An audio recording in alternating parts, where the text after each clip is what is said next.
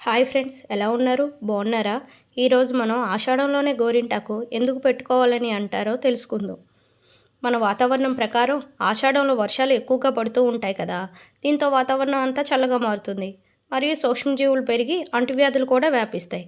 అయితే వర్షాలు పడటం వల్ల వాతావరణం చల్లబడుతుంది, కానీ ఒంట్లో వేడి అలానే ఉంటుంది. దీంతో సమస్యలు వచ్చే అవకాశం ఎక్కువ ఉంటుంది. గోరింటాకులో వేడిని తగ్గించే గుణం ఉంది. అంతేకాకుండా రోగనిరోధక శక్తిని పెంచుతుంది మరియు రక్త ప్రసరణ సక్రమంగా జరిగేలా చేస్తుంది. అందుకే ప్రతి ఒక్కరూ ఈ సమయంలో గోరింటాకు పెట్టుకోవాలని చెబుతూ ఉంటారు. అయితే ప్రతి ఒక్క ఆచారం వెనుక ఆరోగ్య ప్రయోజనాలు ఉన్నాయని చెప్తారు. ఇంకో కారణం ఏంటంటే, ఆడవారు ఎక్కువగా డిటర్జెంట్ సర్ఫులను వాడతారు. ఈ సమయంలో వారి గోళ్ళలో నీరు ఎక్కువగా చేరి సమస్యలు ఎదురయ్యే అవకాశం ఉంది. అందుకే గోరింటాకు పెట్టుకోవడం వల్ల ఈ సమస్యలన్నీ దూరం అవుతాయని అంటారు. గోరింటాకు ఎర్రగా పండాలంటే కొన్ని చిట్కాలు ఉన్నాయి. గోరింటాకు రుబ్బేటప్పుడు చింతపండు వేస్తే బాగా పండుతుంది.